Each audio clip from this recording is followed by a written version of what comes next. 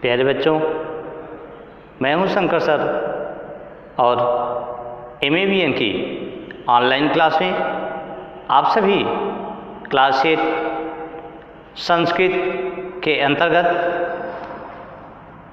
अध्याय 2 वीरांगना विश्वला का अध्ययन करेंगे।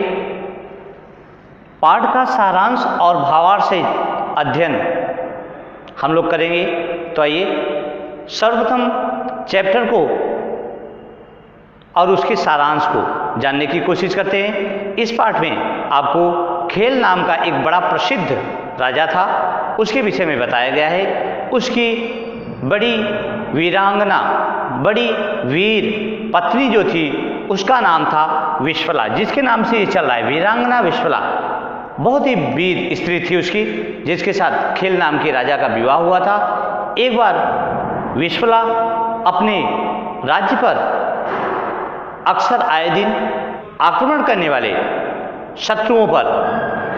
शत्रुओं से युद्ध करती है और उस युद्ध में वो युद्ध करते करते सारे शत्रु एकत्रित हो जाते हैं और विश्वला के दोनों पैर कट जाते हैं। अब विश्वला युद्ध में अपने दोनों पैर गंवा देने के बाद भी हतोत्साहित नहीं होती है और अपने खेल राज्य के चिकित्सक को बुलाती है। उसने उनके दोनों पैर लोहे के लगा दिए और पुनः विश्वला युद्ध करने के लिए जाती है और अपने शत्रुओं को परास्त करती है, पराजित करती है और परास्त करने के बाद अपने शत्रुओं के सारे जीते हुए धन को, उनकी संपत्ति को अपने अधीन कर लेती है। इस पाठ में, इस चैप्टर में बहुत अधिक उसकी वीरता का वर्णन किया गया है। तो आइए अब पाठ का सारांश के पश्चात अध्ययन करना प्रारंभ करते हैं। मैं आपको चैप्टर का भावार्थ सहित अध्ययन कराऊंगा।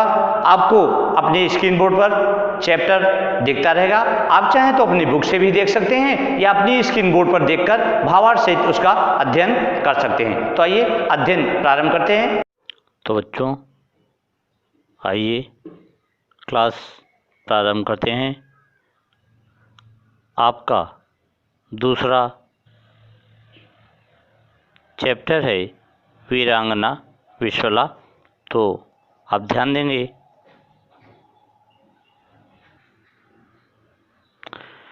वैदिक युगे कश्चित् खेल इति नामना प्रसिद्ध राजा आसीत्। वैदिक काल में कोई खेल नाम का प्रसिद्ध राजा था।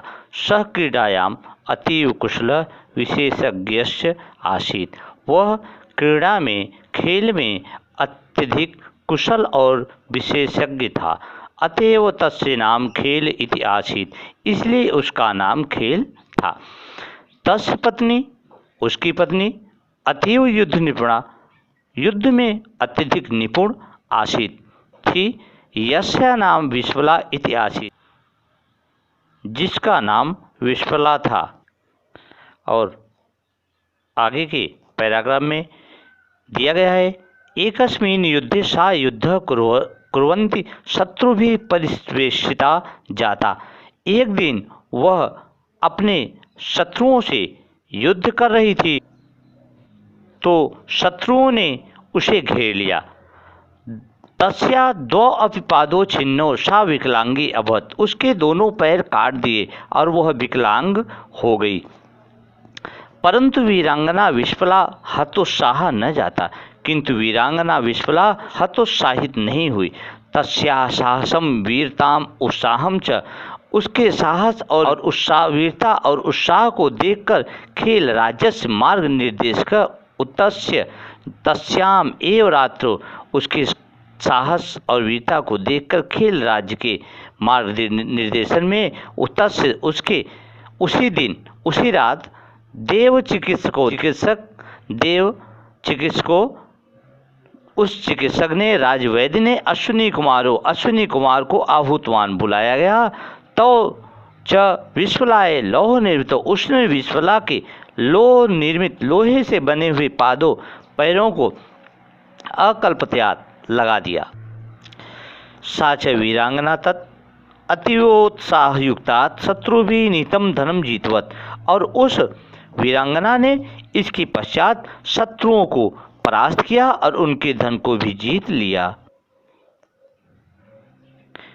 इत्थम पूर्व विकलांगी अपि विशला वीरांगना लौहपाद साहसेन शत्रून् जित्वा तदीधनम आहतवती। अतः इसलिए इस प्रकार पहले से अपंग होते हुए भी वीरांगना विश्फला ने शत्रुओं को परास्त करके उनके धन को जीत लिया। अतएव उक्तम, और अतः इसीलिए उक्ति कही गई है, क्रिया सिद्धि सत्वे भवति महताम नोपकरणे इति, अर्थात कार्य की सिद्धि के लिए उपकरणों की आवश्यकता नहीं होती।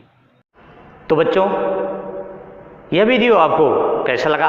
आज की क्लास में आपको जो भी संशय हो उसे आप कमेंट बॉक्स में कमेंट करके पूछ सकते हैं, जान सकते हैं उसके विषय में। और आपको इस पाठ से संबंधित जो भी पाठ का सारांश है, भावार्थ है, आपको PDF के माध्यम से भेज दिए जाएंगे। तो आज के लिए बस इतना ही। Thank you so much.